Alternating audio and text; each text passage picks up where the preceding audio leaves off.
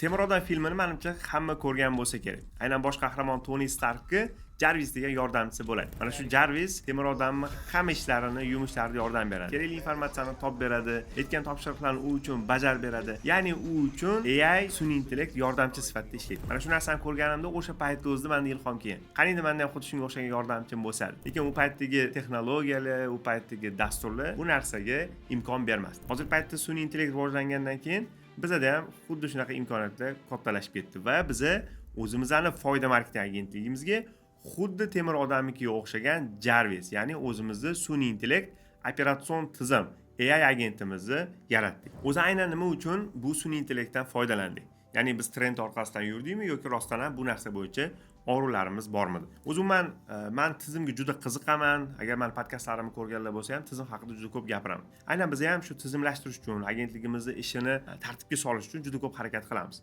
Bu uchun aynan task management, ya'ni bizani topshiriqlarni boshqarish uchun hozirgi paytda Bittrex tizimidan foydalanamiz. Undan tashqari bizda HR yordamchi degan dasturimiz bor. Bu xodimlarning kelib ketish vaqtlarini nazorat qiladi. Undan tashqari bizda Telegram guruhlarning o'zida qanaqadir biznes jarayonlarimiz bor va uni faqat Telegram guruhi o'zida yuritamiz.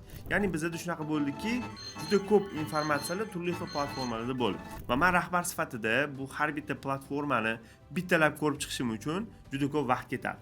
Undan tashqari bizda keyingi bo'lgan muammo, biz hozirgi paytda agentligimiz bilan umumiy 35 ta xodim boshqaramiz va undan tashqari 30 ga yaqin loyihalarimiz bor. Endi tasavvur qiling, har bitta loyihada kamida bittadan guruh bo'lganda ham, undan tashqari o'zimning shaxsiy chatlarim va undan tashqari bizda mentorlik bor. Ya'ni o'tda ham juda ko'p guruhlar bor va menga bir kunda yuzlab yozishmalar keladi. Ya'ni yuzlab yangi xabarlar, guruhlarda yangi notifikationlar va bularni har bittasini o'qib chiqish, ko'rish, nima bo'layotganiga javob berish o'zi men uchun bitta katta full time job, ya'ni kunimni to'liq oladigan ishga aylanib borishni boshladi.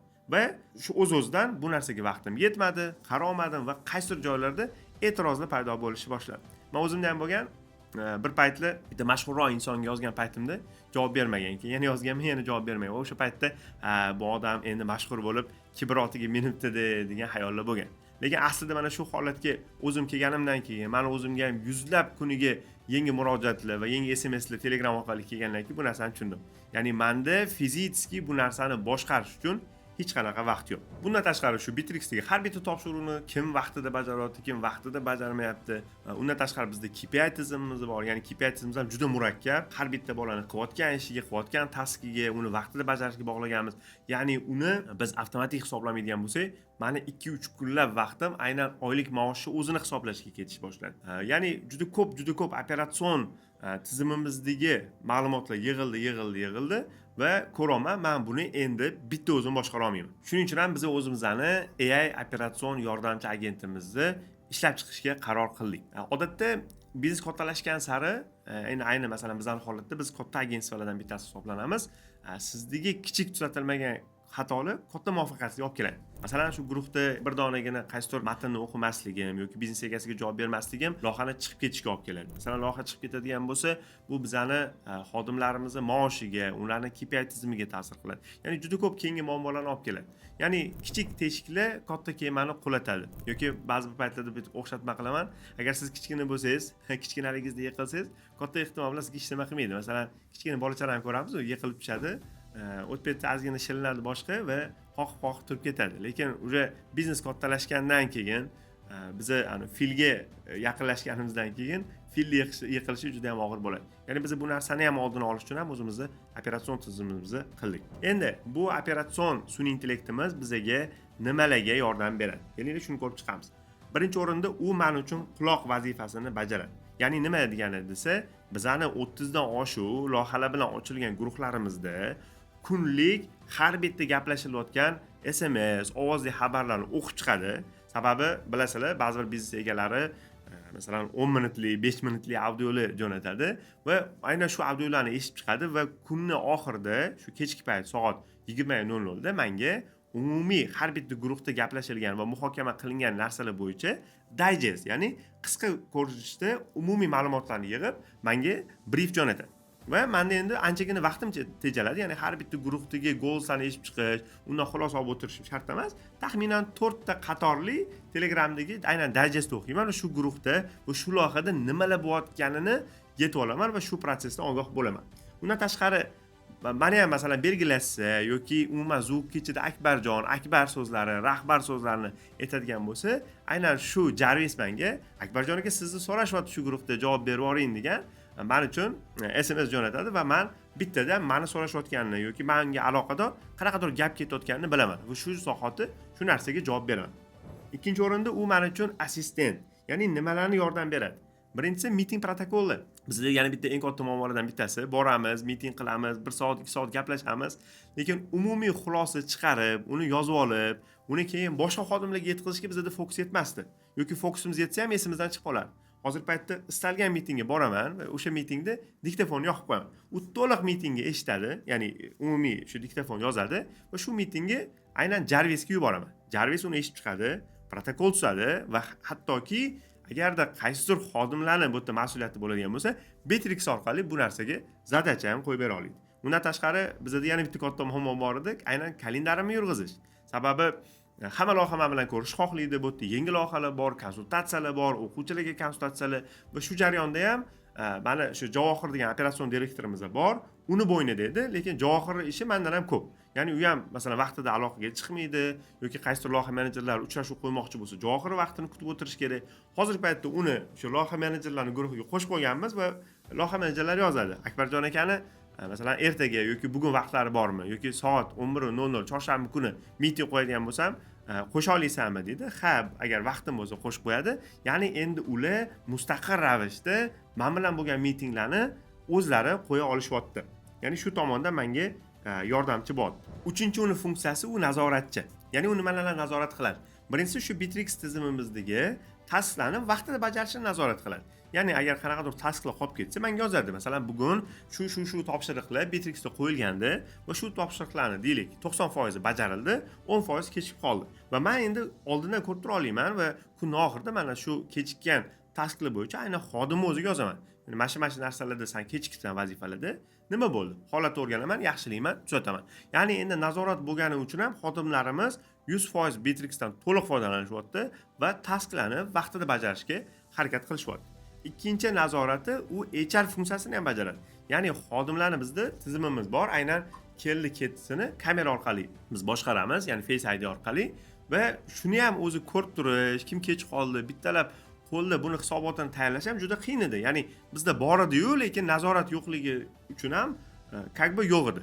Lekin hozirgi paytda menga kunni masalan soat 12:00 da obed vaqtida kimlik keldi, kimlik kelmadi, kimlik kech qoldi, shu bo'yicha hisobot beradi va haftaning oxirida haftalik dayjest beradi. Ya'ni mana shu xodim masalan 4 marta vaqtida keldi, 1 marta kech qoldi.